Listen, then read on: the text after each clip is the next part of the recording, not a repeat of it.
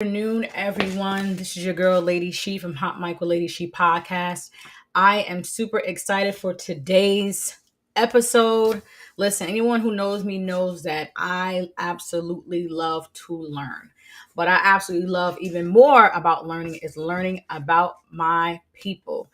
This episode for today on Big Energy Day, which today is Tuesday, as in February, which is the second month, Tuesday, which is the second day, the 22nd day of February, and we are in the 22nd year of 2000. So it is 2022. So it's 22222.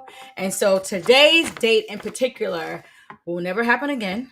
And for what they're showing all over social media and different things like that, is that it is supposed to be like big energy, like big groups, big things. And so I'm excited. To me, this is big. Like, you can't get any bigger than this. Huge thank you to Miss Kathy Hadley. I know she's married now. I apologize, Kathy. I'm just super excited. I'm a little overwhelmed. Thank you so much for connecting me and your dad. If you are in the Georgia area, you have to visit the Jack Hadley Black History Museum. This is who my guest is on tonight. I'll be bringing him in momentarily, but I just want you guys to get ready to hear from the mouth of someone who grew up on a plantation, from the mouth of someone who was a veteran. He went through some things in his life, and it's so much to the heart that he wants to take out time to educate us. I don't take it lightly. I know he's super busy. He literally has people in his office waiting for him to even come off of this live. So, let's show him some love. Please visit Jack Hadley Black History Museum.com. Look on a page, awesome things on his page, and just look into his life and what he is doing, in the community, educating all of us. I'm going to ask him some very direct questions for him to give us feedback, so I don't hold him long. So if you're not able to tune in right now, share this live, share it with your children. We hear about Martin Luther King. We hear about, uh, all different people, Nina Simone, all different people, activists, and Chisholm and everybody. But we don't hear about the real people that we can actually still touch, who are still living. We say it's a cliche sometimes, give people their flowers while they can still smell them. So this is what we want to do for our veterans. This is what we want to do for those who are still living, who are still, in their right mind to be able to even tell their story. Amen. So, share this live. Thank you guys for coming on Instagram as well as YouTube. Go to my YouTube channel right now. We are live, and tap the link. If you follow me on Facebook, tap the link. If you follow me on Instagram, go to the link. It's in my bio. Share it with someone. Bless someone on today. I'm going to invite Mr. Hadley in right now. Hi, Mr. Hadley. Hello there. How you doing? I'm awesome. I was just bragging about you before I let you in. I was just sharing with the people that this day is not just huge because you're coming on this platform to share with us who are not from Georgia. I'm from up north. I'm from New York. So I wouldn't even know anything about your story, but this is also Tuesday, 2/22/22. So this is also February, the 22nd day of the second month. Tuesday is the second day, and this is 2022. So we're reading, through social media and things, that this particular date will never happen again. This particular date is about big and things being humongous and things being, big energy.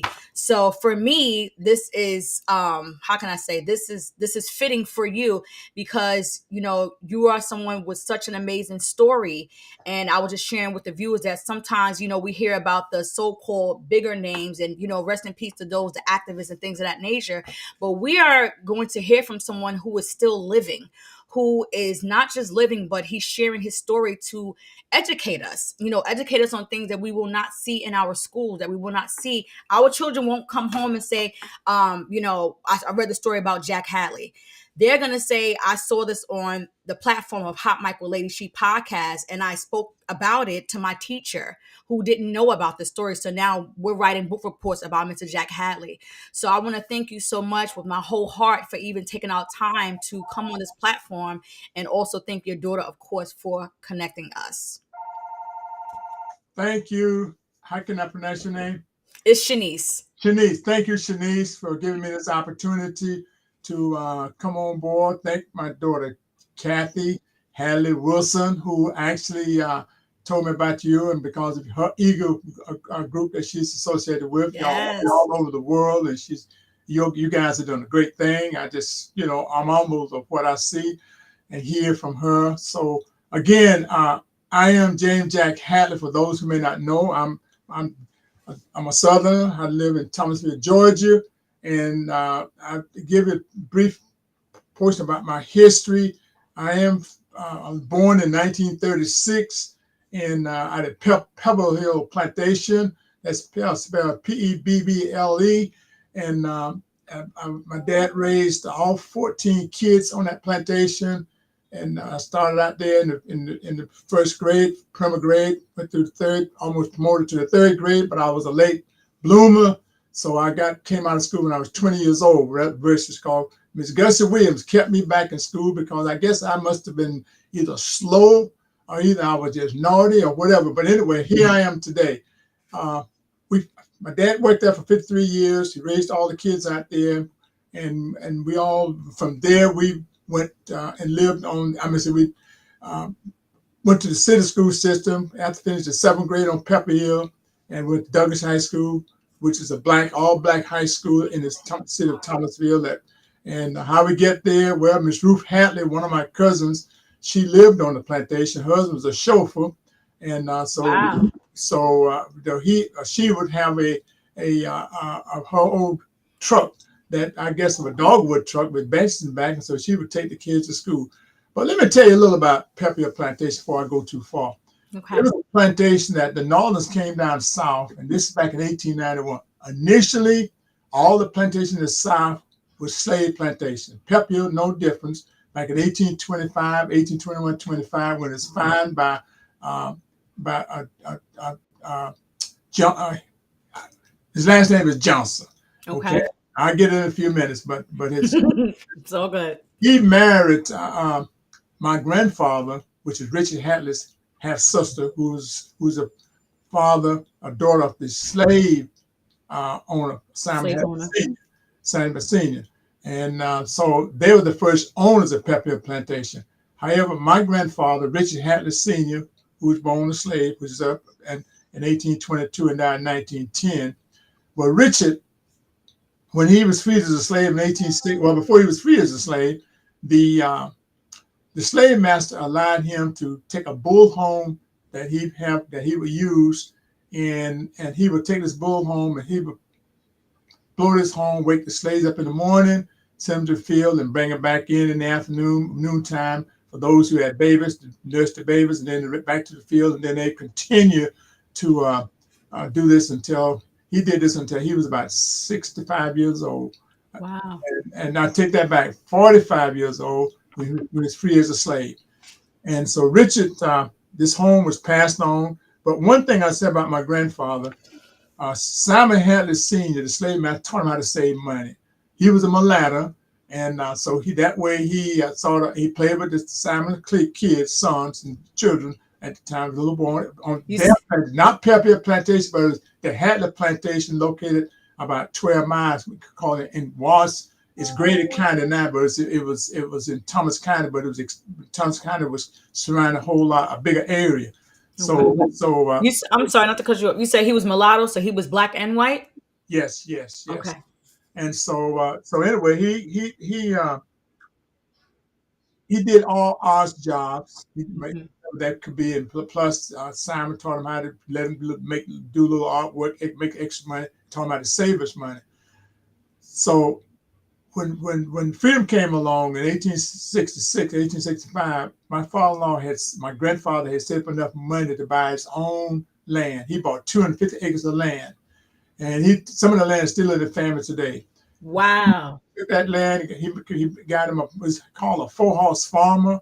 He had a couple of mules and plus a couple of horses, and so he took the money and bought the land and built his home and started raising his family. And then you got this phone. I hate to do It's that. okay. It's okay. it's just part of being. I guess my reception. She's going home now, but I should have told Okay. her about the answer phone. And Daniels is back there, got a group back there touring. Anyway, Okay. he took the money, bought the property, bought his own property, ran his own farm, and did that. And then, of course, he married his first wife, 1866, Agnes Meeks, and they had 14 kids in that time. They were when he was 65 years old, she died. And so then he married my dad's mom, Lula Reed, and she was just only 16 years old. And they had 7 kids. And Wow. so I'm from the second set of kids. So my dad is not, and he's one of the 7 kids. So my dad, when he was 15 years old, he stayed on his dad's farm until he was about 15 years old. And then he decided to leak out on his own. So he went to work for Merrill's, thing called a Pebble Hill Plantation, surrounding plantation, but he did that for about a year. Then he decided to go to Flowers Bakery, which is a Fortune 500 company here in Thomasville. He worked there. Wow. He worked there for about a year. Then he decided to come back to Pebble Hill Plantation, and he stayed there until he retired at the age of 75, and making his, I think, about $75 a month. About $75 a month during the time. Raised all the kids, all 14 kids. Miss Pansy, a very benevolent person. Mrs. Pansy believed in helping the families on the plantation. We all had our own individual homes. We had a nice home, which I consider it was a boys' room, girls' room, living room, dining room, a kitchen, and also an outdoor toilet and an outdoor well away from the plantation. But one thing I want to say that when my dad would travel and Mama would travel with Miss Pansy on a coach that was parked outside the train station in Thomasville. Dad would drive the truck up with the horses and the dogs in it. Because the plantation was a big recreation plantation from the owners. Their Northerners came down in 1891. Now, I'm talking about 1891 time frame now. All between 1825 to 1891, other owners owned the plantation. But when my dad came along, it was owned by the Northerners who I think respected the blacks and knew that when they come down and stay about 3 or 4 months, they knew they'd leave people in place to take care of the plantation. Right. It would be just like today, we take a time share and go spend a week, but they come out and spend a whole 3 or 4 months. Wow. They would come down around November, and they'd be hunting quails and doves, birds, and then they would leave back after Easter. But during that time, we celebrate Christmas on the plantation. She provided toys, clothes, stuff like that for the family, give my dad a piece of change. And then Easter time, they have a big layout of Easter. They would celebrate also on the plantation. And then we also, when I say Easter, we Easter egg hunt and do dress out and everything. It was a big event. Then on the 20th of May, when we see the word we free as slaves, that day was a paid day. That was a holiday for the blacks to take off and be able to have barbecue and cook out. These are things she did for the people. Wait, what was it? What was the payday? What was it called? The 20th of May. The 20th of May. We all know Juneteenth, the 19th was Right. free. They were the last place that got free as slaves, but there are other places around the country was free earlier than that. Wow. Thomasville, my area, got the word on the 20th of May, and that's the date that we celebrate on this end. But since it's a national holiday now, so we celebrate the Juneteenth plus, and also the statements made that there are other dates that was where they got the word sooner. Well, we did that, and so again, Miss Pansy had 2 schools for the people on the plantation where we attended school. I attended the one out in the rural part because we lived about 3 miles from the plantation. But up at on the main part, they had another school that went from primer grade to the 7th, and we stayed. And some kids went to that school also. So it was enough kids on the plantation for them to have 2 elementary schools. And then once you finish the 7th grade, then that's when you would go to Douglas High School to graduate.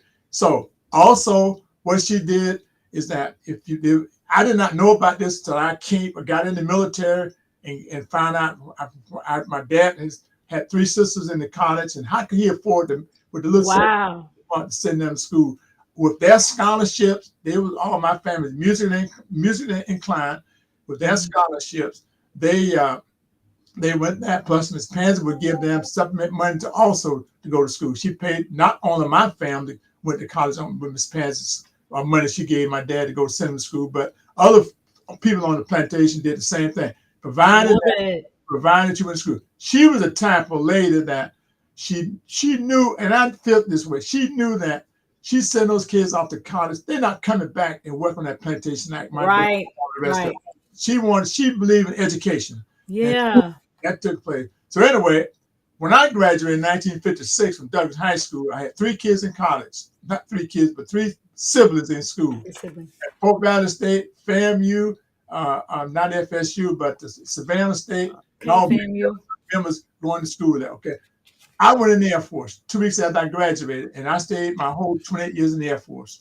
And my wife, Christine, we met in high school. And so I went in 56, 57, she and I got married. And then, of course, financially, when you first go into the military, you get married, you live 1 and 2 stripes, you can afford to move your family around with you. So she stayed away for about a year. And then eventually I went to Saudi Arabia, and I traveled 14 different times as my family continued to grow around the country and overseas. I'm in Vietnam, Taiwan, Taipei, Saudi Arabia, and I took the family to Germany, Spain, and then all about 3 or 4 different states in the United States in the place. So we moved those different times until I retired in 1984. In other words, we've seen the world. And Right.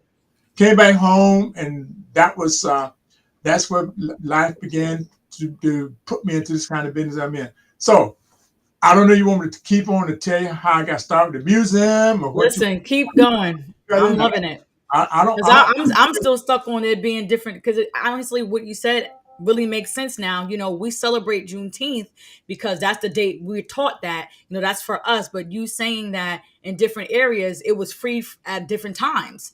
So yes. I never knew that. So that was something for me.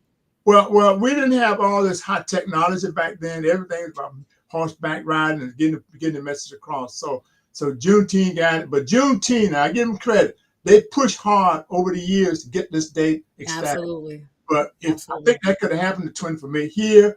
But I think it's more fitting be in Juneteenth because that was the last. They were the last one that got the word. Well, Yeah. anyway, a lot of people want to know. Let me say this. You're from New York, right? I'm from New York, so I'm excited about this. And just last night on TV, I saw this lady in New York had this collection about 20,000 pieces of Black history that she started collecting 60 years ago, a retired school teacher. And then she told a story that what led her to start this collection was when Jackie Robinson was playing baseball. And I looked at that lady, I said, dog, I thought I was the only one that did something different. She Yeah. had, and all this stuff was in her house. Well, mine is not in my house, but it started out in my house. My collection started back in 1979. I was That's stationed when I was born. really. Yep.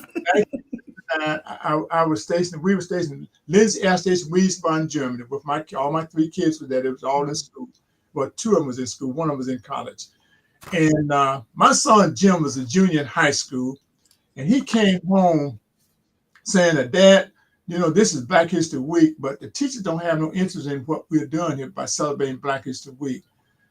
And I could have easily told my son, boy, get on outside and play with your friends. But I Come didn't do on. it. I did not. Right. Thank God. I yield to my son's request. What we did was being overseas, you take Ebony magazine, Jet magazine, the Pittsburgh Curator paper, and Essence magazine. They're the ones that cover all the news. We used to call, when it's in Germany, overseas, call back in the world, over in the United Gotcha. States. And In so the U.S. in the U.S. So we pull articles out of those particular magazines and the newspaper, and we create poster boards for him to take to school, paste them and took them to school. And later on, I found this out just about a couple of years ago with my son. I thought he took them and they just laid them around to place and let the kids look at it. But he told me, he said, Dad, he said, you don't know the full story yet. I said, but when I went to school the next day after I had set them up, the teachers had taken all the trophies out of the trophy case, had my stuff in the trophy case, so all the kids could look at it. Wow. Now, that's good news to share. I can tell my little story a little better now.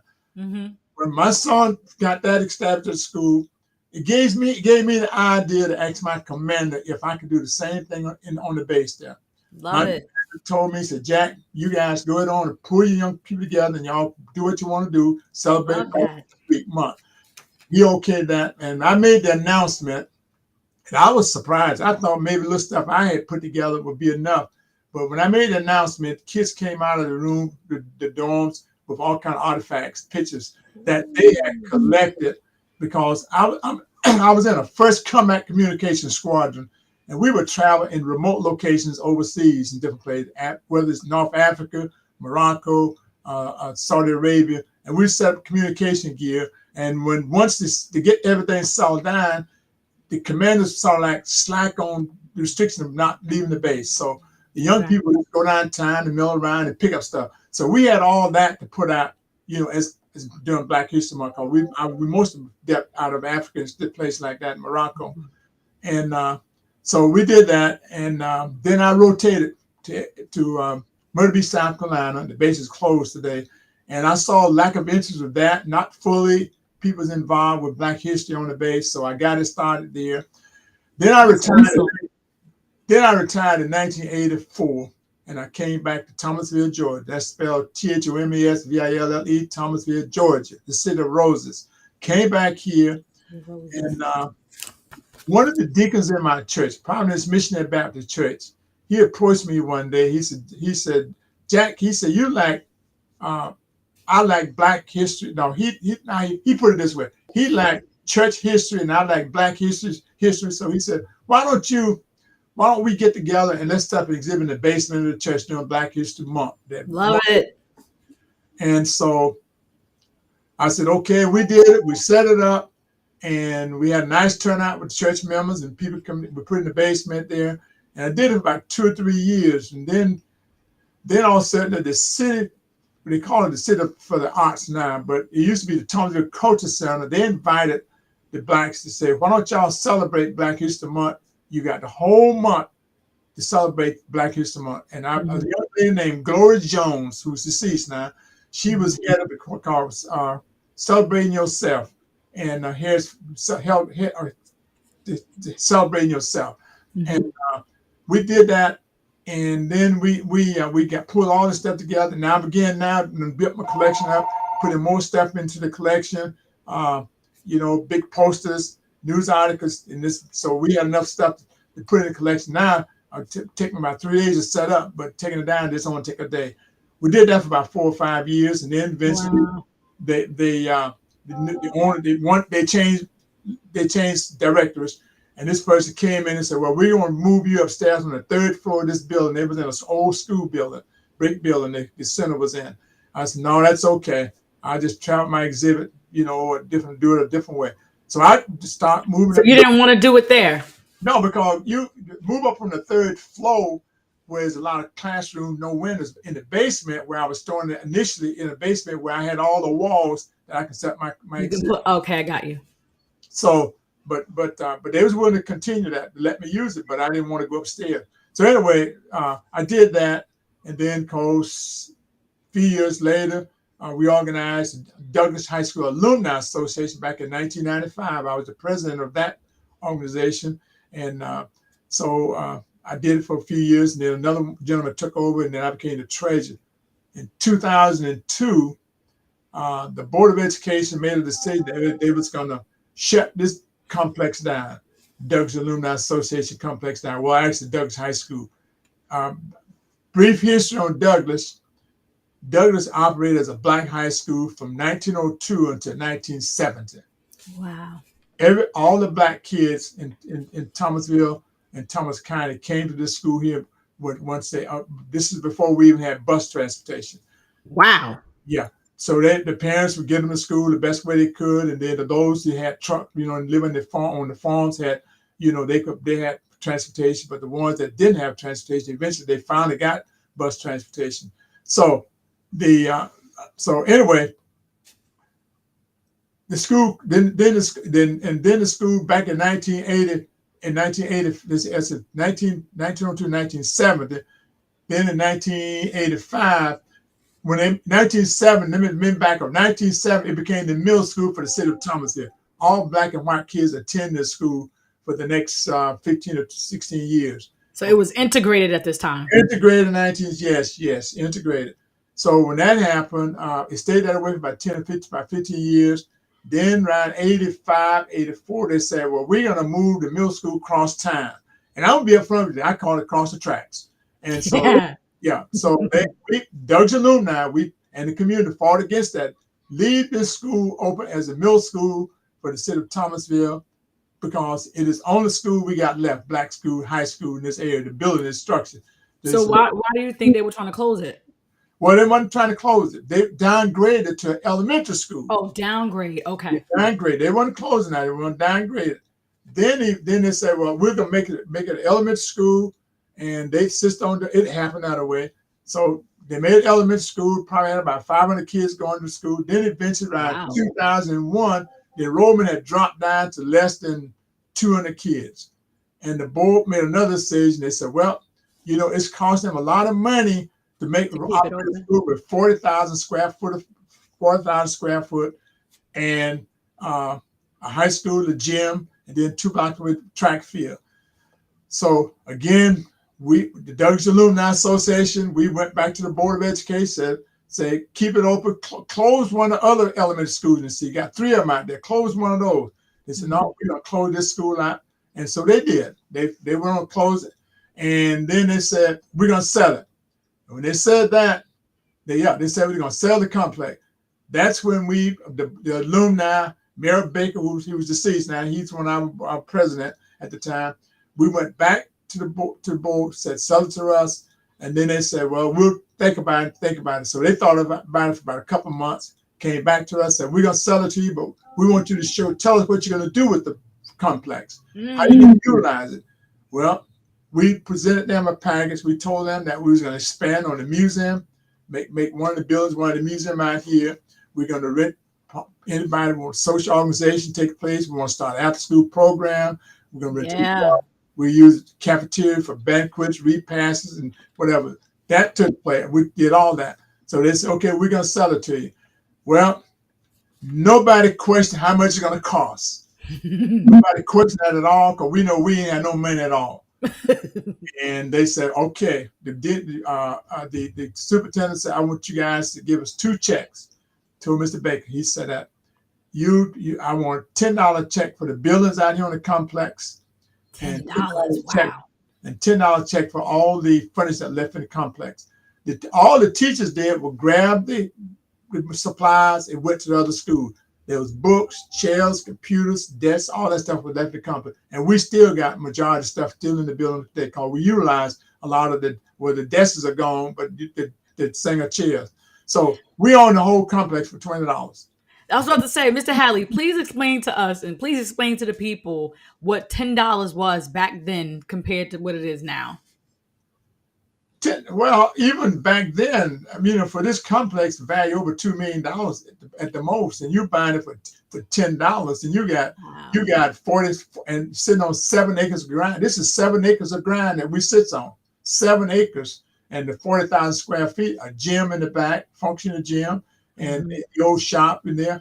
But they had built in the later building, and that was just like going out and buying a hamburger back in 19. I'm talking about back in 2001. Wow. So so we were very fortunate. But when you look at it, it was a great deal. I'm glad we saved our complex. But there are other schools in the city that's gone in the black neighborhood.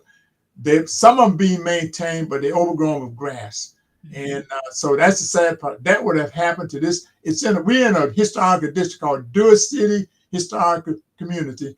It's on the National Register of Historical Places. This community, one of the oldest black communities in Thomasville. What's it called? Dewey City, Dewey City Historic District.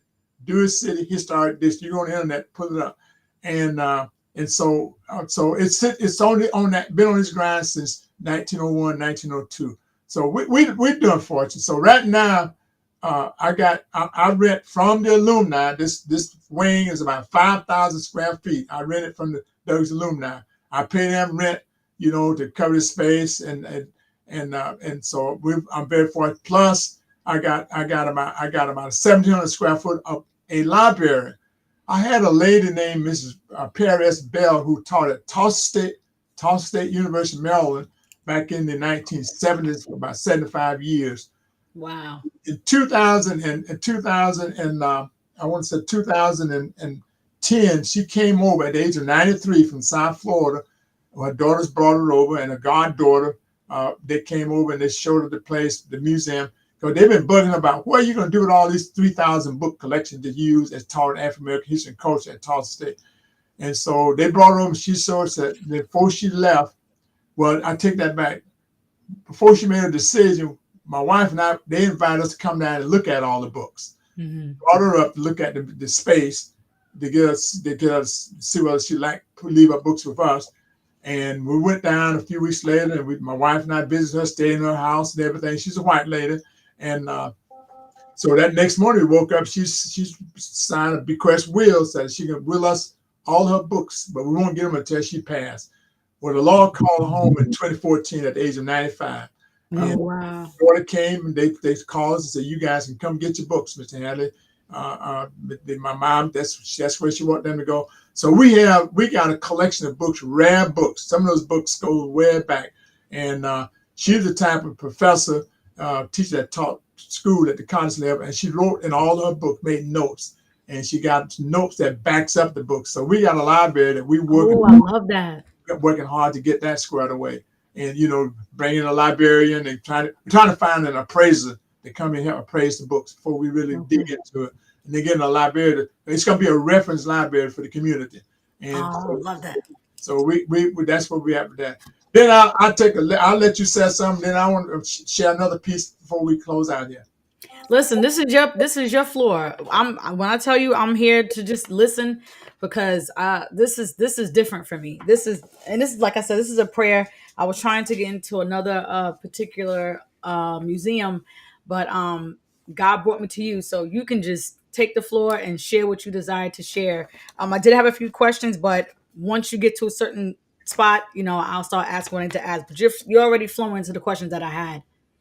Well, thank you for that. Like I said, it's a lot going on. I put it this way: I'm just blessed that God has placed my retirement from the military. I was very honorable. I got my associate degree, and I learned the hard way that to get promoted, you got to go to school in the military. They're looking at military people to have an education, have an associate degree, a bachelor degree to get promoted, because they know that the government know that if you got an NCO that's got some education behind him, that with his younger people that he's going to lead, going to try to want to follow in his footsteps. Absolutely. So I was able to accomplish that while I was in the military. And then when just back in 2018, before COVID hit everybody, then our local college, Thomasville University, Dr. Shepard, honored me with a bachelor's degree in business administration. And I said, why? Right. He said, well, Jack, he said, he said, anytime somebody retired from the Air Force or military, spent 28 years and come back home and do what you've accomplished, they deserve more than just that. Yeah. You came back here. You said your story that you didn't go off to college to be a museum curator. I said, no, I came back here. I was just as blind as I can be, but I learned from Tom Hill at the History Center. I used to go to question him because I met him when we really met him when I published a book about African life on the Southern Plantation. We published this book, and I published the book, but he showed me what I needed to do for doing on the museum side of history. But I had Dr. Titus Brown, my co-author of the book, that we went together and where I interviewed 16 blacks to get their story behind the blacks that lived on the Southern Plantation. So I interviewed 16 blacks, all while I was working at the post office. When I retired from the Air Force, I went into a panic in 1985 when President Reagan froze all the civil service jobs. There was a crisis taking place, and I thought sure that those people civil service job, but also that there was plants around here that those people lost them federal jobs. Right. They're going to reach out and take the jobs from that was available. Right. Big old factory in Thomasville called the George. Can't think of the name of it right now, but they closed down. It was a meat company, Sunnyland Meat Company. They shut down, and I said, Lord, I got to get them to go to work. So I scrambled work and find a job at the one of the local places, and then eventually I went on and ended up with the post office, because I started at the handwriting on the wall. I get this job in the post office, it gave me a few more years, a few more little income for retirement. So I worked 12 years at the post office. Mm-hmm. During those 12 years at the post office, I was able to really, that's when I was able to really, in between my days off and evenings, interviewed 16 blacks to get their story about how blacks lived and survive on the Southern Hunter Plantation. And because I'm gonna hold the book up for you a second here so you get an idea of what I'm talking about. Just give it a few minutes. I don't know whether you can see it or not, but this is the book right here that I'm a co-author. That's my father on this horse. That's your dad? My father-in-law. Father-in-law. He worked on Greenwood Plantation. My wife, she's off the plantation, also off Greenwood Plantation, where her family stayed out there till she graduated from high school. And so this is the book that I'm co-authoring. It tells the story. And I interviewed what's the name of the book? I'll put it in the chat. African Americans on the Southern Hunting Plantation. The life African of Southern Hunting African Americans' life on the Southern Hunting Plantation. We published in 2000. And I interviewed the black Pebble Hill Plantation, yeah, and the surrounding plantation. Not that one. It was and the surrounding, how they lived and survived on the plantation. And I did that because a lot of people want to know how the blacks lived on the plantation. Yes, that's what I want to know. And so the book tells the story. Mainly Pebble Hill, some of them said they lived better on the plantation than the people living in the city. My sister used to say, she said that she ate bacon and eggs in the morning before she went to school, versus the kids in the city came to school with nothing. You know what I mean? Wow. There was a whole different kind of, my dad, we always had vegetables. We always had food to eat in the house. We always had a garden, and we had fresh milk from his pansy on the plantation. She had a dairy for the people on the plantation. Wow. We had pasteurized milk. That's for the people on the plantation. Plus, she had hunting dogs, so they drank just fresh milk, just like the blacks did on the plantation. And the whites had, everybody utilized that system and make butter the whole work. Well, my sister used to say that my mom will cook with butter versus people cooking with lard. Lard is that the grease you get today, whatever you buy, but so that was a big difference. Anyway. But let me ask you this. Let me just go back. When we think of the word plantation, a lot of our minds automatically go back to, slavery and how bad we were treated. And hearing you say that your sister was like, I ate better than some of the people in the city, what was the difference in the dynamics? Was it because your father was a worker and he saved his money? Like what did you see as a child where you didn't go through what a lot of other people went through that we read about? We read about, the slaves being whipped. We read about, them not being able to eat having to eat outside or clean this. And, they could breastfeed to a certain amount, but, if they did the wrong thing or they switched breasts, this happened to them. What do you say to people who really want to have a picture of what your life was like growing up on a plantation? Okay, let me say this, and then if I sway off in a different direction, you bring me back. I'll pull you back in. Okay. It depends on. Go back to slavery. It depends on the slave master. Now, if Simon Hadley Sr. would have treated my dad, father, my grandfather, Richard Hadley, treated him like a dog, beat him, you and I wouldn't have this conversation today. Right. Okay. That's why a lot of blacks don't talk about that period of time, because they never, their ancestors did not pass on a pleasant lifestyle living growing up. Right. So if Simon Hadley taken the time as a slave master, he was one of the biggest slave owners in Thomas County. Mm-hmm. He took care of slaves. If he'd have treated them in a different way, whipped him, beat him, or whatever the case may be, that we wouldn't have this conversation. So my grandfather treated his 24 kids, 27 kids, because he said he had 5 kids before he married both of the 2 ladies. So we total 27. If he would have treated those kids in a bad way and did not have a farm to feed them, taught them how to work, okay, they wouldn't be successful as they are today. Or their grandkids wouldn't become. I got lawyers, I got doctors in my family on both sides, education as well as medical. So our life is different from a lot of people's life.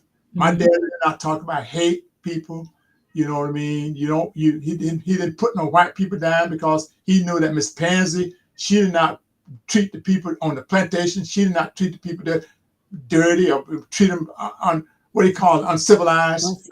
Inhumane, and yeah. And she did not do that. She cared about those people. When you got a person that putting your kids to it's just a she told one person on the plantation, one young man, that he said he was out there raking the yards one day. She drove up. She said, "How you guys doing?" She said, "Fine." She said, "What y'all gonna do? You graduating soon." And she said, "What you gonna do?" He said, one of them said, "Well, I'm gonna stay here and work like my dad. I'm gonna stay here and work the rest of my life." She said, "No, you're not. You're going off to college." All right. All That, right. that young man today, he is done spent 30, 40 years in school, a principal, the first black principal of the kind of school system here. Love that. When they retired after about 25, 30 years, they called him back and said, "Could you be the dean of the kind of school system?" They love him. So I'm just saying that's one example. Then I take my siblings. Again, if my dad wouldn't have got the help and with the skill, my music skill come from my grandparents. Sister went opera singer, went to FAMU, FSU. All right. Dr. Marie Hadley Robinson, sung for 13 years in Europe. My brother Richard graduated from FAMU, went on and got his master's degree and taught state. No, he taught in Detroit, Michigan for about 30, 40 years. I got Agnes, another sister of mine, finished FAMU, went on to and got a master's and they went to Detroit, Michigan and taught school for about 30, 40 years. I got awesome. Another sister, Lily Mae. She finished school. She taught school for a while. She retired. And then Naomi taught school, went to, I think, Albany State, Savannah, Fort Valley State, graduated. My dad putting all his kids through school. I didn't know how he's getting with all that money, but they was getting help and their scholarships. And of course, my sister Lula went to New York. She did successful. She did some opera singing also. She's retired. And then I got one sister. She just passed about six months ago. She was married to Jack Robinson's brother, Mac Robinson. Wow. So Mac passed in 2000, but they got 6 kids out of California. So I'm just saying, to tell anyone, you got to listen to both stories. Yeah. I have, for the first time in the history of Pebble Hill Plantation, they opened up the plantation to celebrate Black History Month. Who was the first guest speaker? You couldn't guess in a million years. It was me.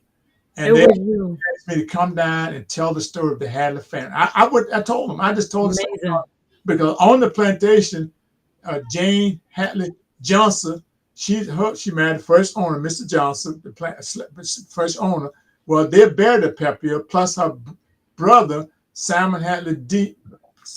Jr., who is Simon Hadley's son, my grandfather half brother. He's buried there. So my roots are still planted on the plantation through that relationship. They're white, but they and plus blacks are buried on the plantation also. So the difference depends on the plantation you're from, who the owners are, whether or not most of the Northerners, these people came from, they were rich people. There was industrial people that came out of Cleveland and the Kentucky area and also Maine. They had money. So they didn't have to worry about, they used to have one little star boss, and that'd be a white man. Then the rest of them would be little bosses that held the people on the plantation. And you're talking about 20 or 30 people, families that living on one plantation. So, wow. And I think if you read my book, now one person talks about, them 16 people talk about they live unpleasant life living on plantation. Now, if some people treat it bad. Don't get me wrong. Now, I can only speak for Jack Hadley. Yeah, that's why you're here. Absolutely. Not for no one else. A lot of people probably disagree. But I was asked one time, would I take the word plantation off the name and call it a farm? I said, no. I would not take it off. I said, because that's what it was. We do have Pebble here in Thomasville. People tour that plantation. But with them now, finally accepting to have Black History, in other words, to showing it that did it this month, doing Black History Month. And I went down to be the guest speaker. They also going to create one of the homes that was the home of Mac McQueen, who was a big dog hound. They're going to take his home and make it as a 4-bedroom and make it a museum. Wow. You know, all the Black. Now, who is this? Who is this? You said Mac McQueen? Mac McQueen, yes, Mac McQueen. Now, Mac McQueen, he was Miss Pansy's dog hound. Everybody loved him. I never met him, but he took care of the dogs on the plantation during this period of time. And so they're going to make his house, which has been used as office space, converted to a museum to show. And the pictures I got in this book, they all. And Mr. McQueen was a Black man. Mac McQueen, yeah, Black man, yes. And all the pictures in this book, they are pictures that Miss Pansy and her family took over the years, back in the 20s, and back in the 30s, and back in the 40s. And they loaned me these. They allowed me to use these pictures in the book. So without the story, the picture wouldn't be no good. Right. So I don't know whether I answer your question. All I can say that it depends. No, you answered the question. It depends on the individual, how they was brought up. Right. I go back and repeat, if my grandparents would have taught me to hate white people and give me a reason why, I probably wouldn't have this museum today. Right. You know what I mean? Because I can talk about Jim Crow era in my museum because I've been there. I lived that life. You know, I got a 5,000 collection here, and I could talk on every piece in the museum. And I wish I could be like the lady in New York, got that collection there. That, boy, she got some unique stuff. I don't like to look that up. I got a website, you know what I mean? Yeah. And so, but I'm just saying, and that's why, you know, and I can understand why a lot of museums don't have a Jim Crow say, because they don't know how to deal with it. Because I grew up under the Jim Crow era. You know, I grew up when everything was separate. I grew up that I could not drink out the water fountain at the Kodak Strand. I had to go in the basement. I grew up knowing that even though Miss Pansy had a nurse that took care of the people in the plantation, we didn't have to worry about paying for a doctor bill. We didn't have to read, took care of people downtown. Wow. We would walk through the white waiting room, get to the colored waiting room in the back. You know, I knew about this. But one thing I did not know about, that Victor Greene, who was a postman back in 1938, had written a book called the Greene Book. I did not know about the Greene Book. The Greene Book. The Greene Book. Yeah. You know what? Share your thoughts on the Greene Book for those who don't know. Yeah, the Greene Book. That's one. The Greene Book is Victor Greene. This is what they call the Greene Book right here. I don't know whether you're showing this or not, but this is the Greene Book. Victor Greene was a postman back in 1938, and he recognized in Harlem, New York, that blacks was having a segregated life. Also, had no place to go. You know what I mean? They could not go into white business. Y'all had it rough up there also. Yeah. So he created a booklet to identify all the theaters, the restaurants, the clubhouses, the restaurant, store, pool, any place that patronized blacks. He put them in this Greene Book. Hotels, put the hotels in there. Well, I just found out about the Greene Book back when I started. Just about 2 or 3 years ago when I worked at the post office. Wow. An article was put in the paper, in the Postal Service magazine, but I didn't pay no attention then. Well, in 2018. The Imperial Hotel became available.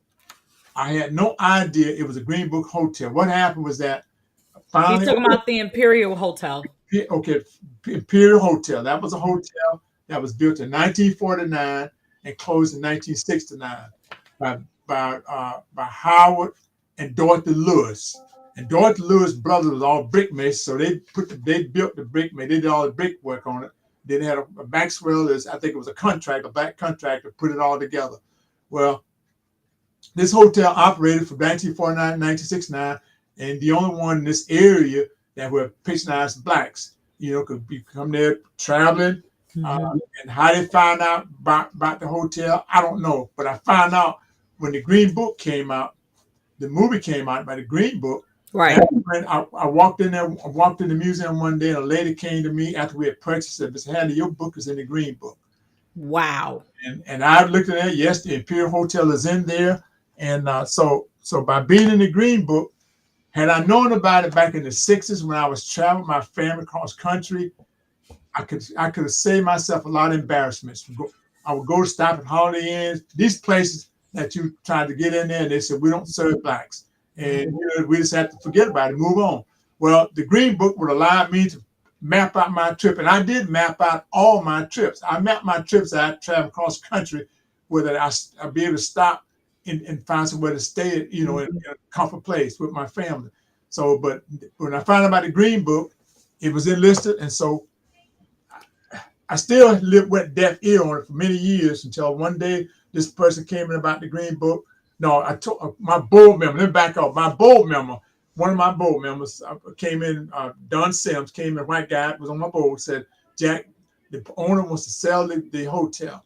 If you want to sell it, I said, if you want to give it to us, we'll take it with 5013, 5019, 5013, 509, 501, 501-3C, 501-3C. You got to excuse me there. And so the word got back within 2 weeks, within a week at the most. Two foundations came up with $40,000. Said, Jack, here it is, $20,020. You can buy the hotel. And we bought it. Had no idea what am I going to do with an Imperial Hotel. So you are the owner of the Imperial Hotel, which is mentioned in the Green Book. Yes, it's in there. Wow. I'm the owner of the Imperial Hotel. We own it, and we got plans for it. We've got a comprehensive plan put together, and we plan on. We got a young man out of Virginia is our consultant, walking us through the board development, capacity building, and eventually going to lead us to a capital campaign in a few more weeks at the most. And we're going to raise the money to renovate it. We plan on doing it for make an Airbnb out of it. It's an 8-bedroom. It got 8 bedrooms upstairs and 1 bath upstairs. That back in those days, and they built it 1 bath. And so we're going to convert it to a 4-bedroom. And then we have downstairs. We're going to put rotating exhibits in there. We're going to move some stuff out of here and rotate them in, so we attract the people. It's on one of the main streets. It's on one of the main streets coming from Tallahassee, Florida, into Thomasville, and right outside the city limits of Thomasville. So if I went on to Airbnb and I punched in, what would I look for if I didn't know it was the Imperial Hotel? What would I punch in just saying, I need to stay somewhere, Airbnb? What would I can't tell you how that works now because we're not at that point. Our plan is to make it an Airbnb. Okay.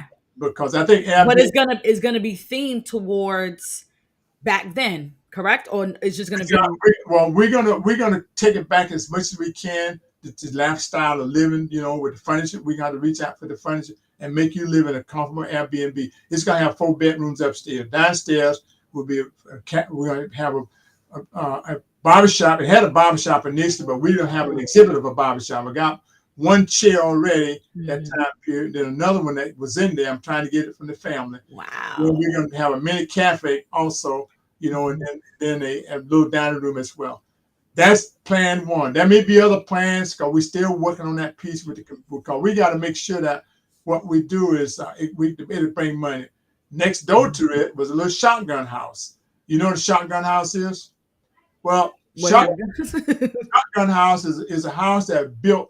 And all the rooms are on one side, and you go walk through the front door, you can see the back door. So you can take a shotgun and shoot that straight through the house.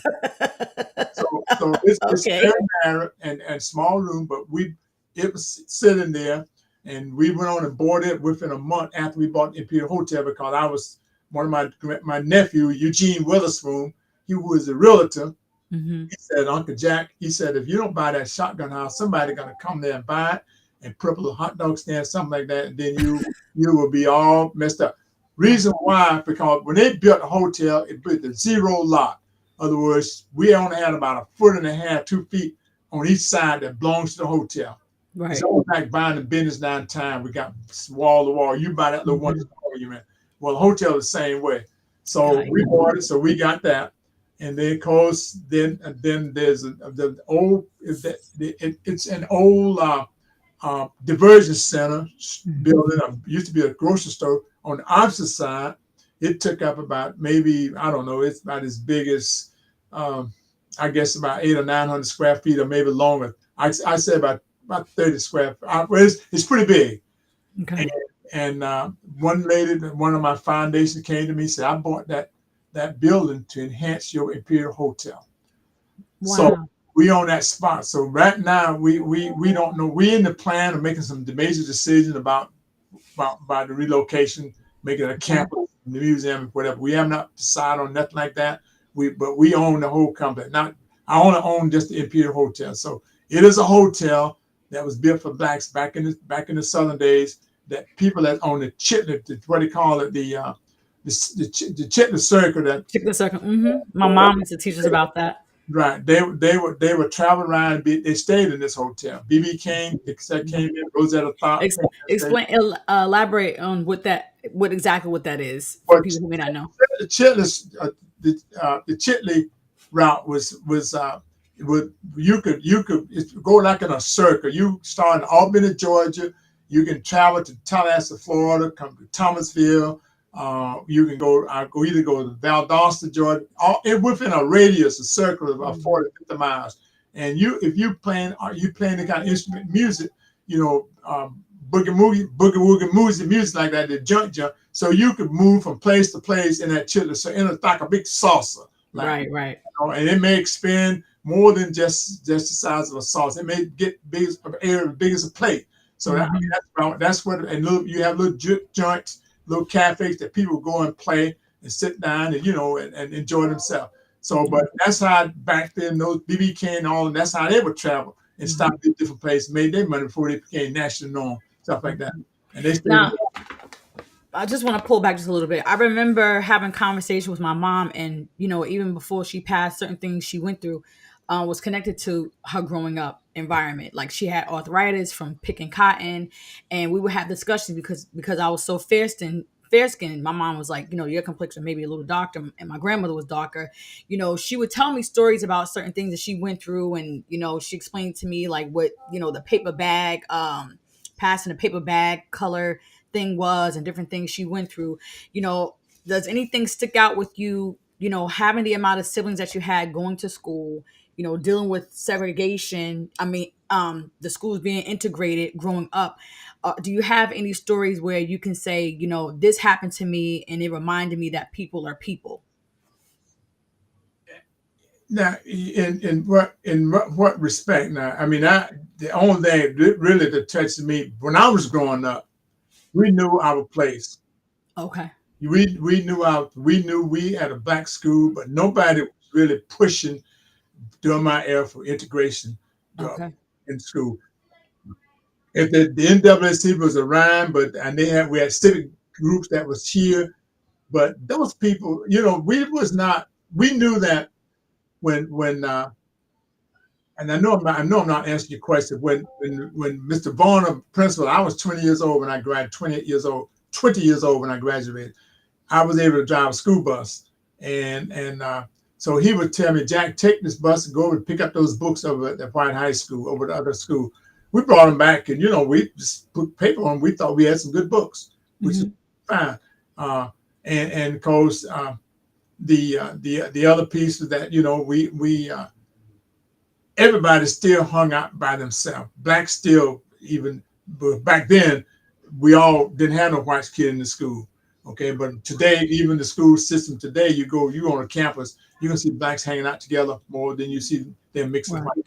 It depends on the family. My Hmm. kids grew up in a mixed environment. Their years of service, Kathy, Jimmy, and Jackie, they don't know what it's like to live in a predominant black neighborhood. Hmm.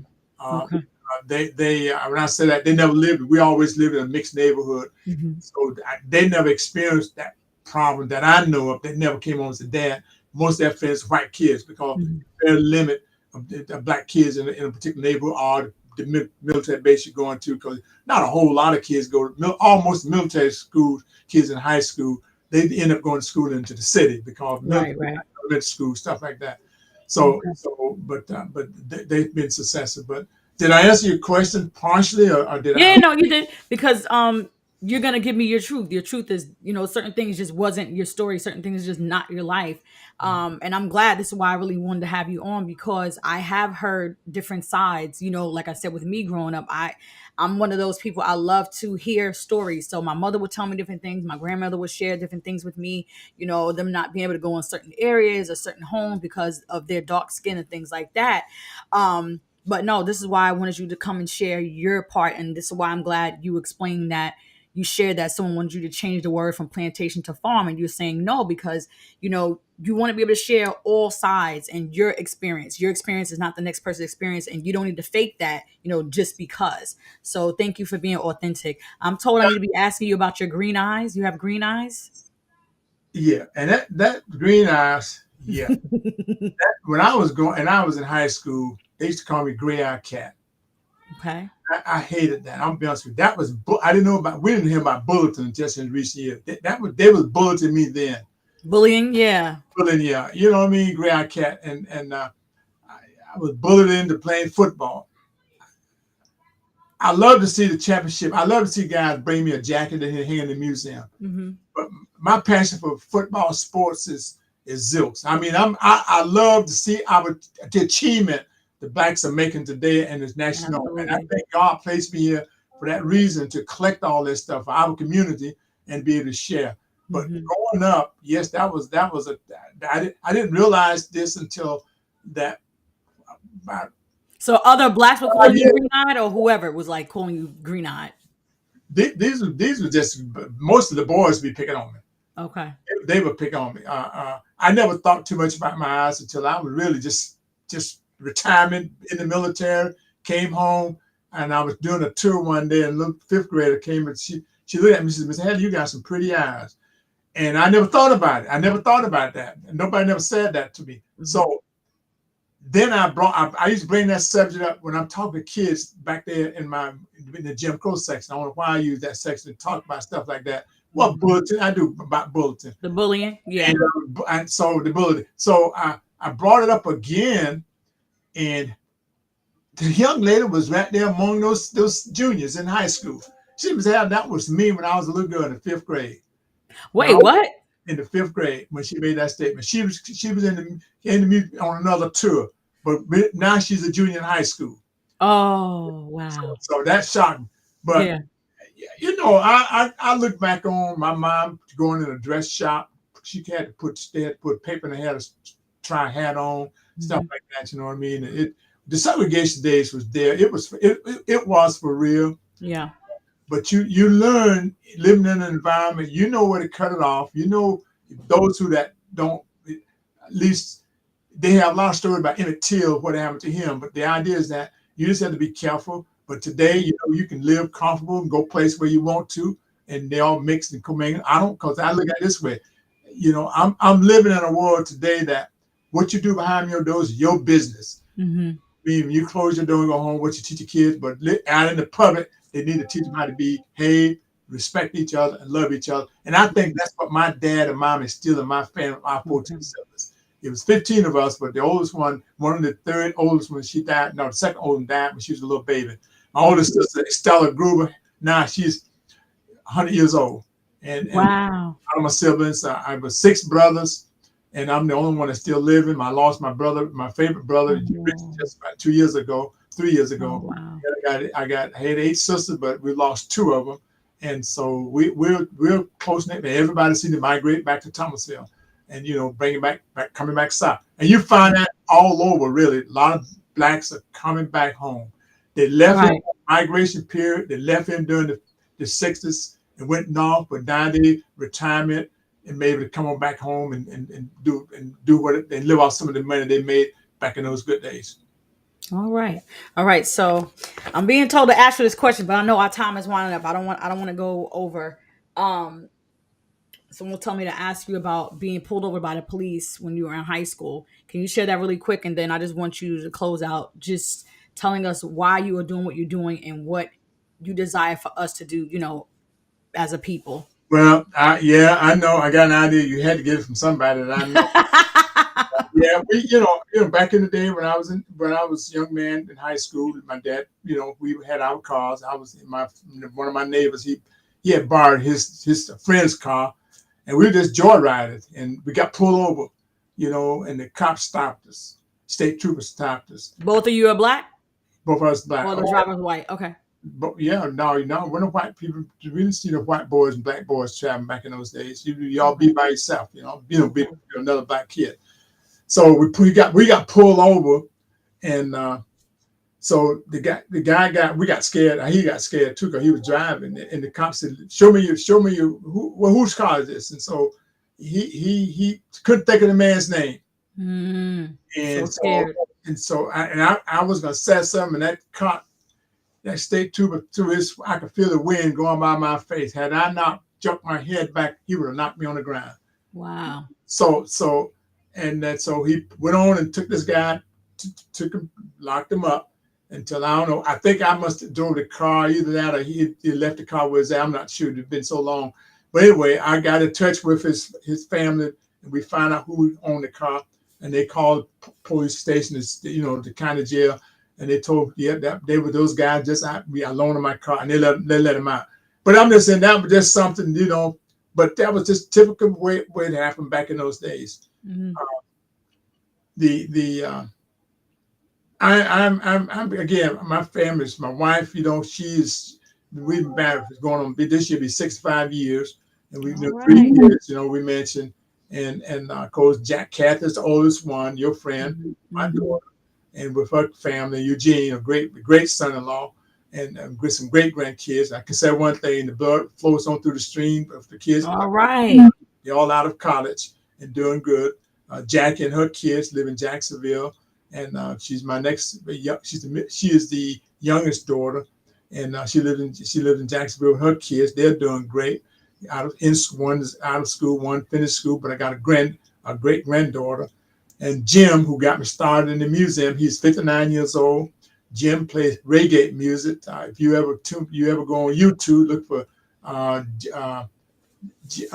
Jim one man band. Look for one man band Jim. One man band Jim. Either Jim one man band or one man Jim. That's him. He's he's partially blind, and Jim, I tell you why he's blind, because he had eye problems. I tried to get him to go see a glaucoma, but he don't believe in doctors. Very spiritual young man, but he don't believe in doctors. So he don't worry about it. You know what I mean? He's going to be able to survive. He take care of himself. But I always tell him, son, your room is always waiting for you when you want to come back home to stay. He's a bachelor, never gotten married, but he was spiritual in mind and loved his music. Or he majored in music going to school, but he went 5 years. And I just told Jim, I said, son, I'm going to cut you loose like mama cut a baby loose in a biblical car. And we did. He's okay, Jack, and Dad, no problem. Because I was going to get him into school down in Florida, but FAMU, but he changed his mind about that. So we're from, like I said, we're a blessed family. Yes, absolutely. My father-in-law, he worked on Greenwood Plantation for 47 years. He raised all his 5 kids out there. And so they all doing, 2 of them are passed on, but my wife and no, I said 5 kids. Yeah, 3 passed on and 2 of them live. My oldest sister-in-law and my wife, they're still living. And so anyway, but this is I don't know whether I answered all your questions or not. You have last question and we can close. I know you have people waiting for you. Once again, thank you so much for even coming on. Looking forward to taking a trip to the museum with my family. We are big on museums. New York is full of museums, but this is a different vibe that I can't wait, to educate my family on and myself as well, because I know there's so much more you could have tapped into. But with time, I want to respect the time. So just last question. Why is it so important that young people and adults should know the African American Museum history, and the culture? Well, I'm 85 years old. Mm-hmm. I could be easily, if I did love golf, I would be at the playing, but I don't care nothing for golf.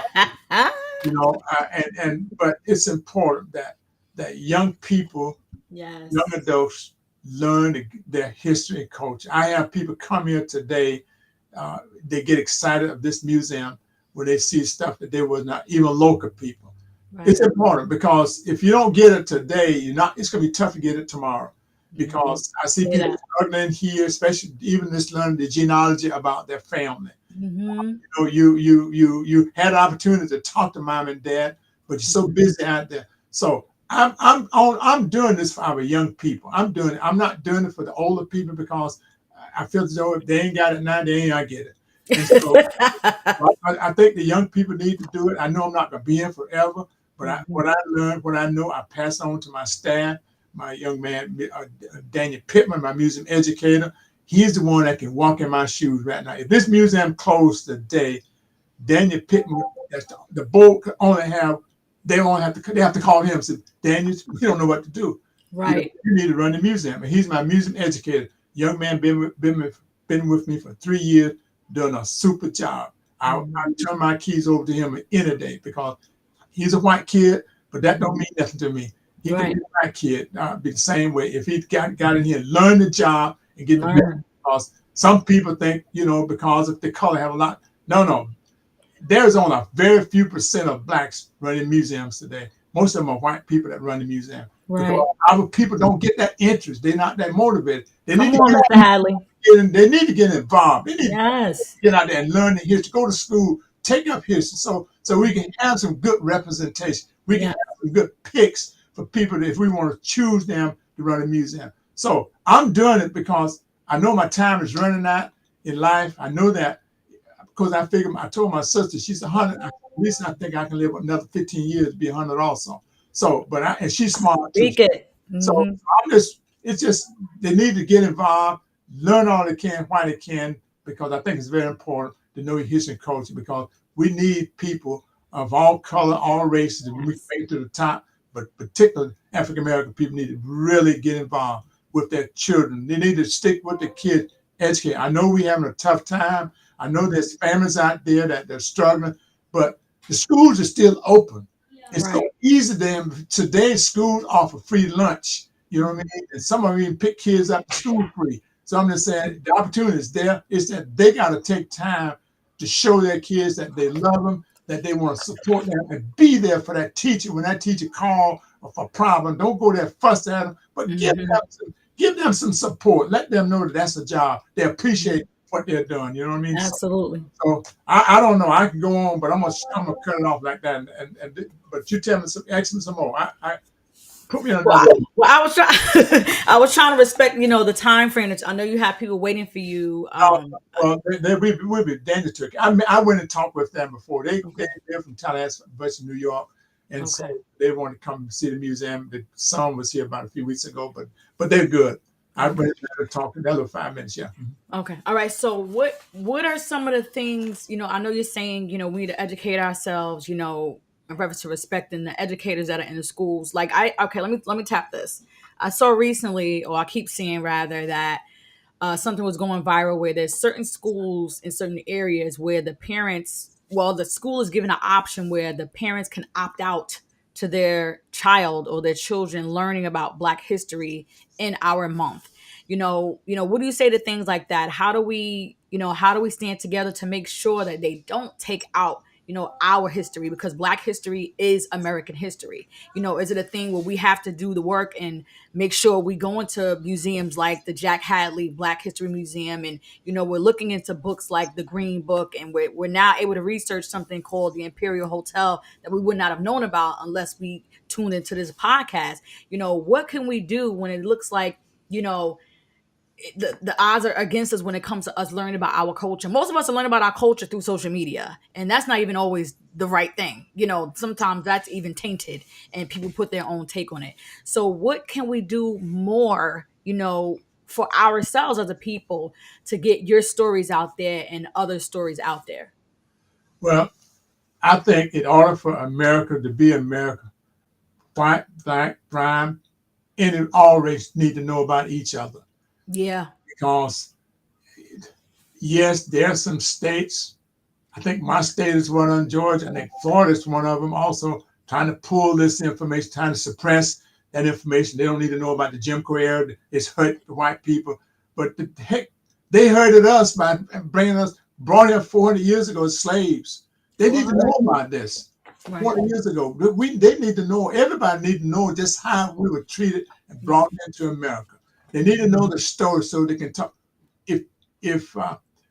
as the lady was saying last night, and I've been saying this all along, museums are a melting pot. Yeah. Together, we see the accomplishment of all Black and white people. African American museums that really became hot after, even before they built the National Museum in Washington, D.C. But people from all over the world go see that museum. They're learning more about our history and culture. They're learning more. And so that's the only way that we're going to ever be able to survive in America, is that we treat people as people and know their history and culture. We're the only ones that really are stuck there, that people don't want to learn about the dirty part that happened to us over the past. I mean, that's bad. I mean, it happened. Well, let's just talk about it. Let's just understand each other so we can pass it on to the rest of them. Because as long as man is able to write and be able to read, they're going to read about it. So you might as well school, start to them while they're small. Let them know it's part of history. And I know something is going on, because I watched, even though COVID-19 has had a lot to do with the kids not coming to the museum or the schools not booking them, but I haven't got no school booked from Florida at all. I used to get I used to Tallahassee, Florida. I used to get them all the time. We'd be blocked. We normally have told about 3,000 kids being saw the museum during Black History Month, but now COVID-19 had a lot to do with schools not allowing the kids, which is fine with me.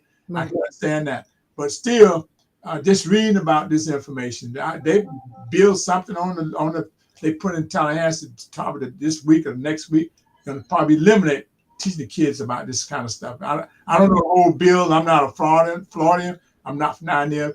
But it's just that sad that just to hear the people talk about it, they don't want to talk about it. They want to raise sand about it. They don't think that the kids need to know that.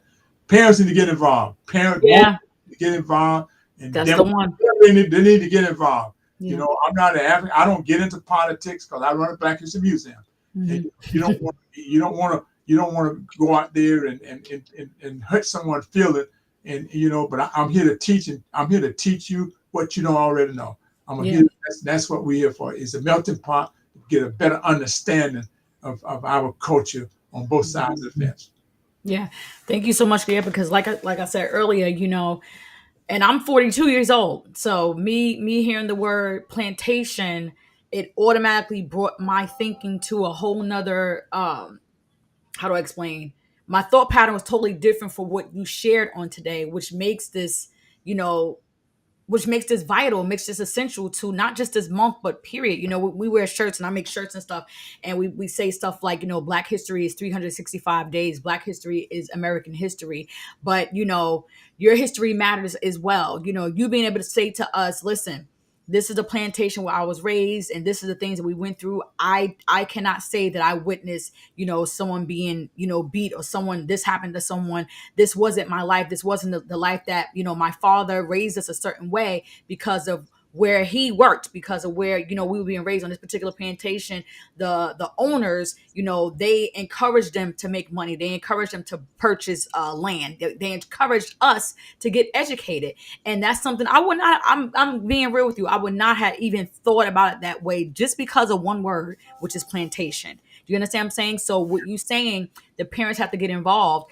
I encourage so many people to come on tonight, and if they couldn't come on tonight, to watch this later on when they had the time, and to watch it with their children, because now I'm going to be able to have certain conversations with my kids just because of one word, because of my ignorance, not purposefully, but just the stories I heard from my family does not match your stories, and that has educated me. So thank you so much for sharing your story.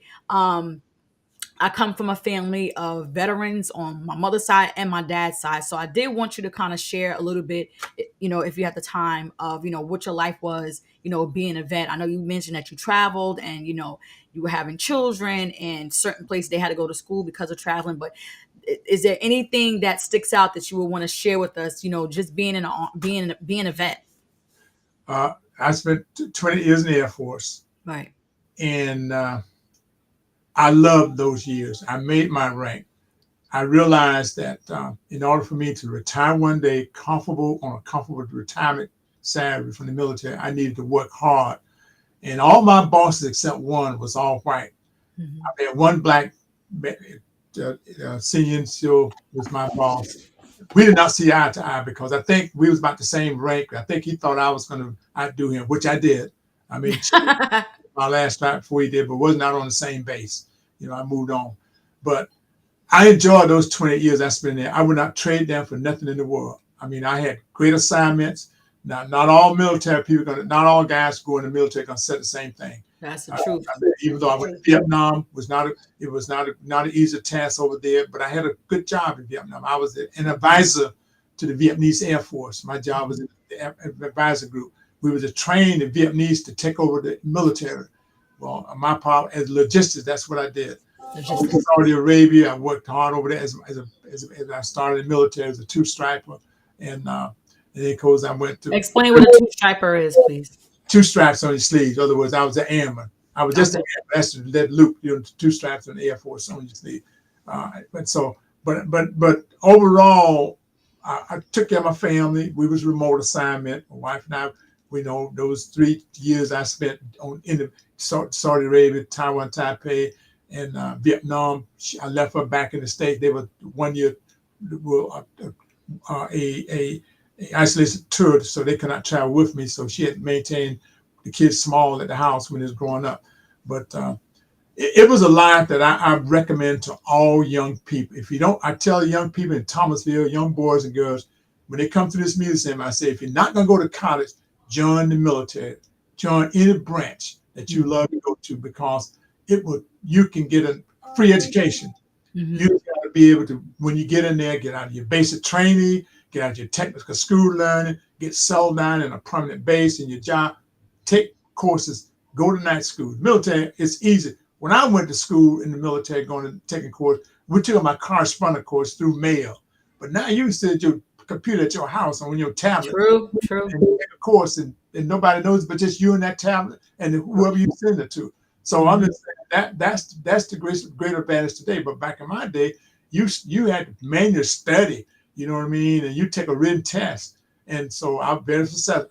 I was very successful to make my rank right on up to, I made Chief Master Sergeant, the highest rank you can go at my 20-year mark in the military. So for the next 8 years, I didn't do nothing. Okay.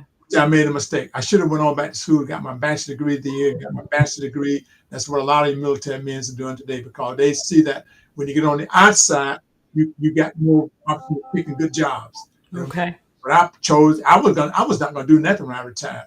But the Lord had other plans for me. And so I just moved forward into postal service, did there, and then and that led into what we're doing. But I picked up my son, the idea about the museum, right on up to where I'm at today. So it's been a successful. Yeah. And so life is, again, it's just what you make of it. Right. And back to plantation, like I said, people need to understand that the average Black family came off a plantation. Right. I mean, we were brought in. The ancestors came, and so why not tell the story? Why not? Yeah.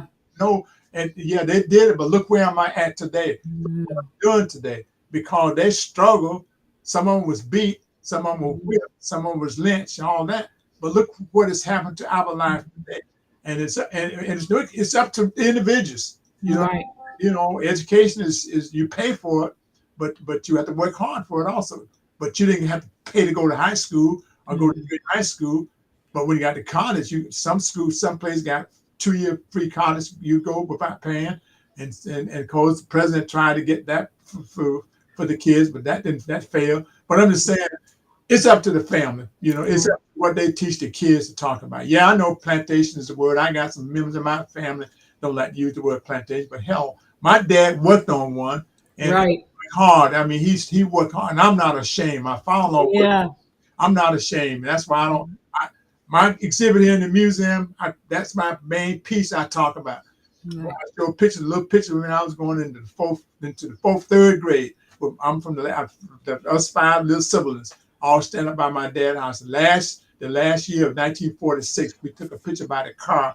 We was getting ready to move into the city, and my dad, we moved into the city in 46. My baby sister was born in 47, and we all stayed at one house in the city until we all grew up and became grown adults. All the older one was out and gone. But my mom was a busy lady. Every 2 years she was having a baby.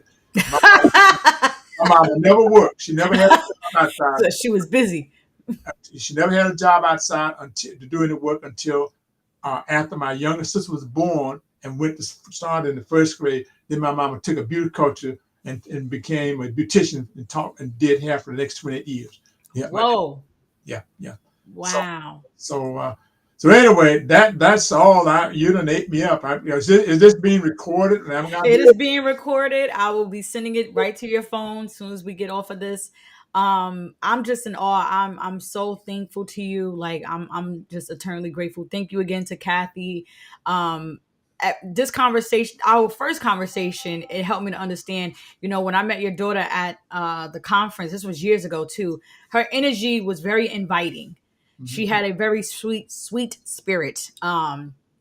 That we connected. It was very, very organic. So I'm not shocked at how she turned out. I'm not shocked at how I can see just from social media the kind of wife she is, the kind of mother she is, because of who she was raised by. So thank you, just for that.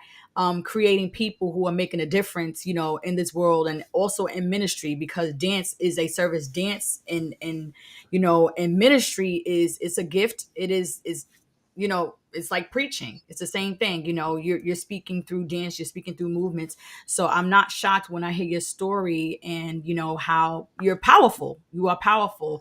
And I'm in awe because, like I said, the adults in my family, and because I'm one that asks a lot of questions, I've honestly never really heard anything positive connected to their upbringing. So this was something for me. I am absolutely going to share this YouTube. I'm going to absolutely share this with a bunch of my educator friends. I did already as well, but this was different for me. This was awesome for me. So I admonish you to continue to educate us, continue to educate those who will listen, continue to push forth. And my other question was, is there anything else that you would like to do besides you have the museum, you have the Imperial Hotel? You said you do have the shotgun? Um, The shotgun house is right next to the hotel. is next to it, so that's all Got, one it's thing. got to be ready. It's gonna be a two Is bedroom.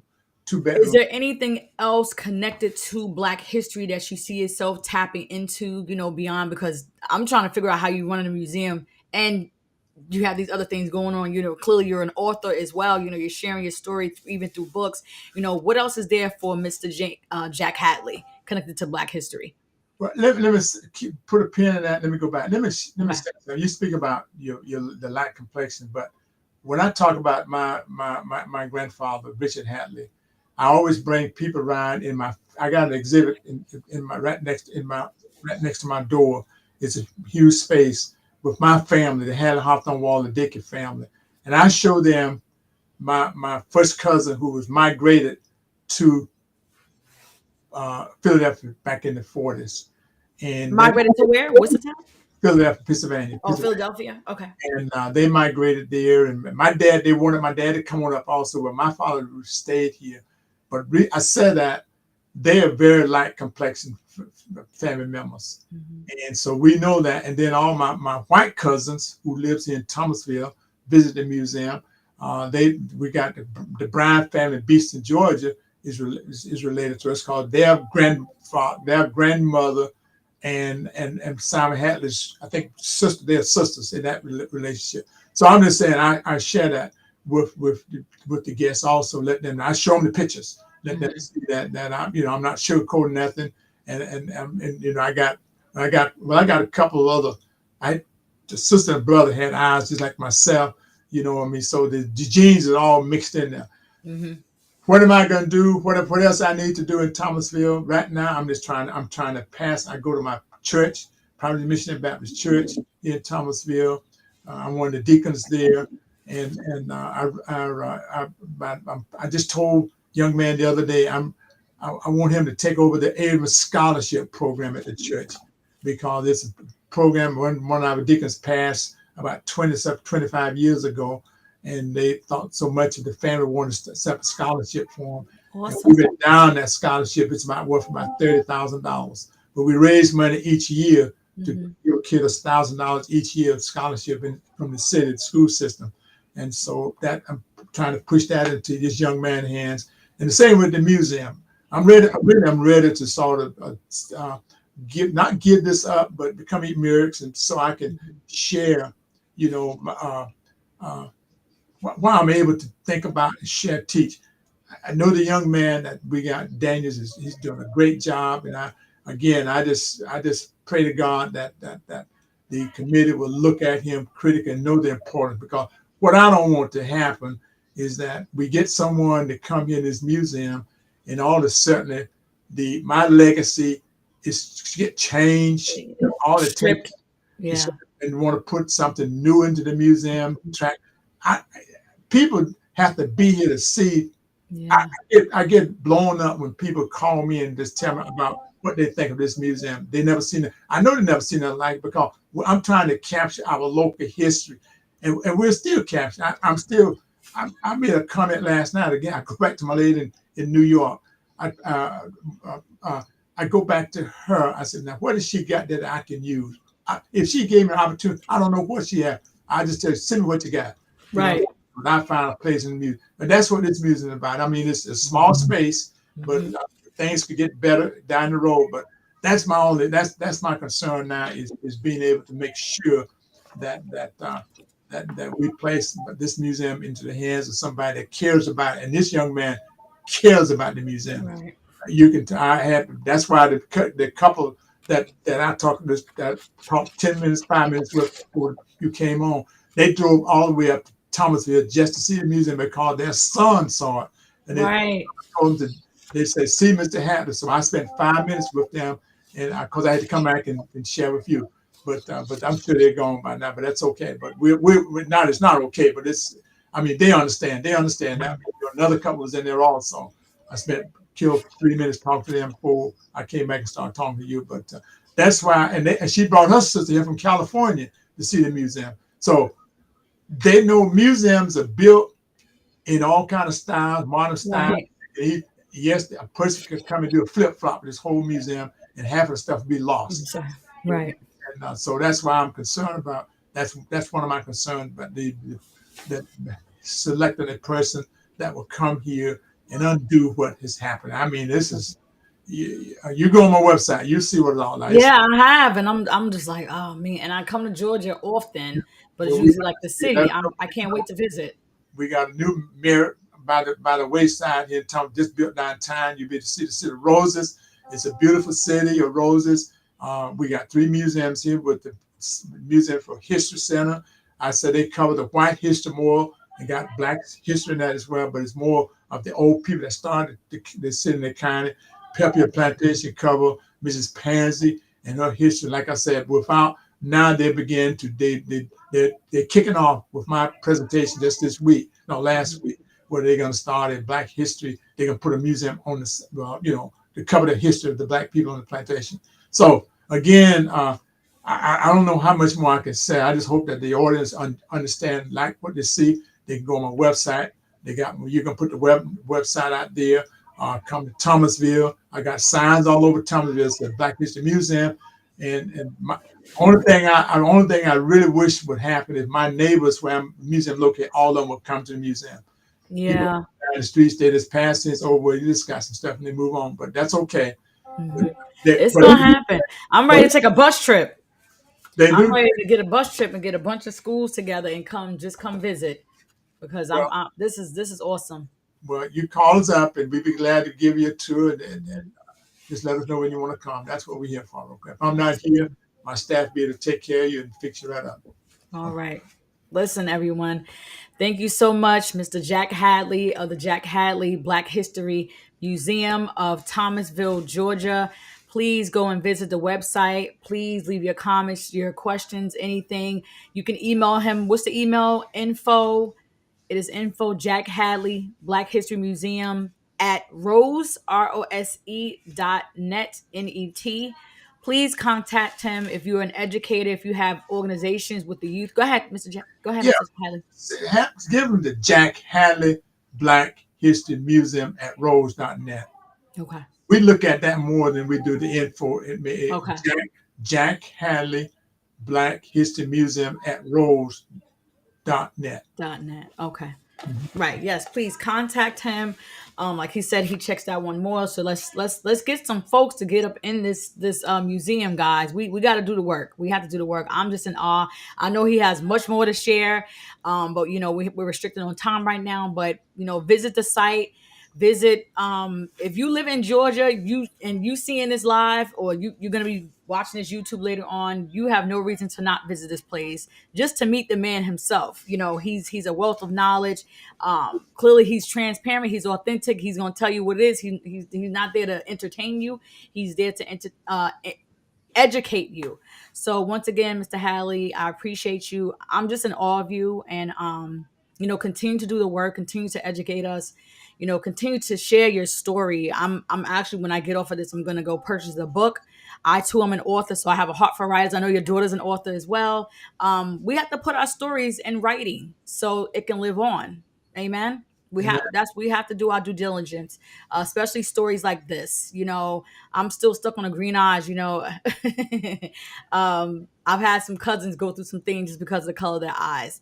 So I can imagine, what you went through the bullying. But even with that, look at where he is today.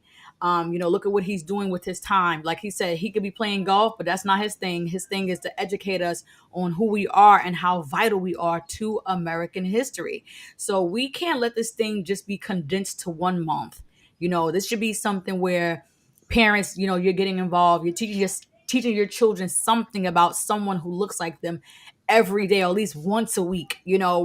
For me, I know Black authors that are my age that I went to school with, and people that are in my environment. So I'm constantly purchasing books for my children to see people who look like them in these particular books. So we have to do the work.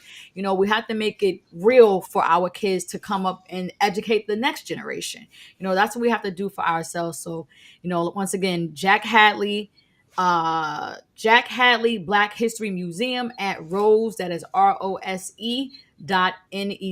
Please visit the site. Please, sir, please, ma'am. If there's anything that you would want to leave the viewers with, what would you say to us? What would I say to you guys? Go visit the museums around your community, in your area. There should be a Black History Museum in every city, which I I doubt agree. is possible. But it's important that you and take your kids to the museum. Take some time out, visit the museum in your area, to learn them about this history, African history and culture. So that's all I got to say.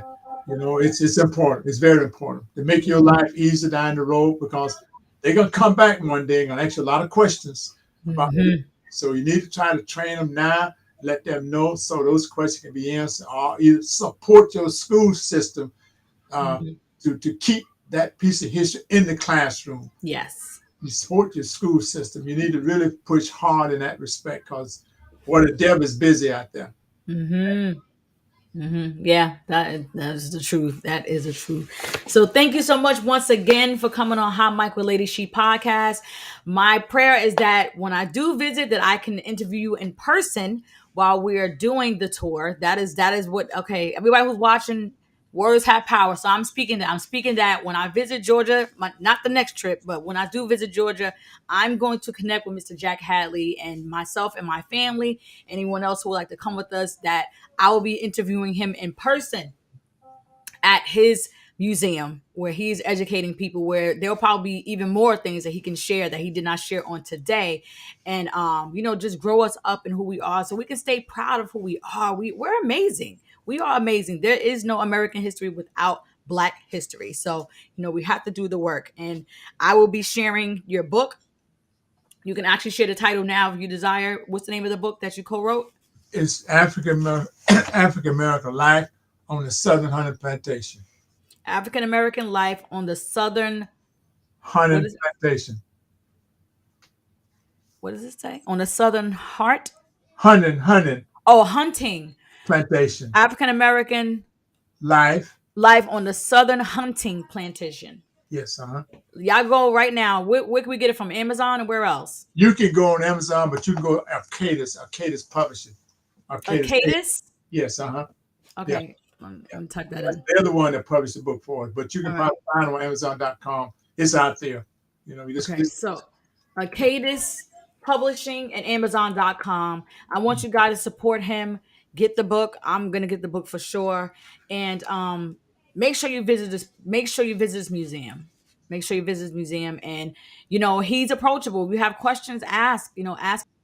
Ask him about tours coming in for for a tour for the museum. Ask him if there's a certain limit, in reference to the groups of children and stuff like that. We know that there are in certain places there's still restrictions because of COVID, but do the work. Do the work to educate yourself on different things connected to our people, because like I said, Black history is American history. So thank you once again, Mr. Jack Hadley. You're amazing. Thank you for your service, as a vet, in the Air Force. Thank you so much for your example. Um, I'll say this. This blessed me in a few ways, and maybe on another call, I'll call you some time down the line, and I'll express why I'm chuckling, at the end of this experience in this episode, because God knows all. So you shared some things that touch home for me, and I gotta step it up a little bit. Okay. So thank you for being authentic. Thank you for being transparent. Thank you for your time. Thank you to everyone who came on tonight. Hot Michael Lady She podcast. Please subscribe to my YouTube channel. Also subscribe to, it says Jim Hadley, the one man band. Yeah, that's him. He's out That's there. the one. So Yeah. check that out as well, guys. And get the book. Get the book. Get the book. Arcadis Publishing and Amazon.com. Please get his book. Let's support Mr. Hadley for taking his time out to educate us and continue to share his story. Keep his story alive, by purchasing the book and by visiting this Black History Museum in Thomasville, Georgia. Google it, people. Google his life. All right. One thing, now they can also order the book through the museum. Also, we sell the books here as well. Oh, okay. Is it on the site? You go on the website. You go on the website. Awesome. This. If they click on donate button, and this Okay. is what they want with the $23 and something, and we'll send them a book. Yeah. All right. Even better. Even better. All right. Are you signing these books? If I they, want mine signed. if they tell me to sign them and to send me the money, and no problem, we'll be glad to. I'll sign them and mail them back to you. Yes. All right, let's do it. All right, so even a signed copy, people, please hit the button on Jack Hadley Black History Museum at rose.net, net, and let's support this. Let's keep this thing going, guys. Like he said, he's not going to be doing this forever. It's going to have to go into somebody's hands. We want it to be in the right hands, who have a heart, for what he's done, all the work that he's done throughout the years. So thank you once again, Mr. Hadley. Everybody subscribe to How Michael Lady She podcast. Have a good evening. Bye. Thank you so much. Bye bye. You're welcome.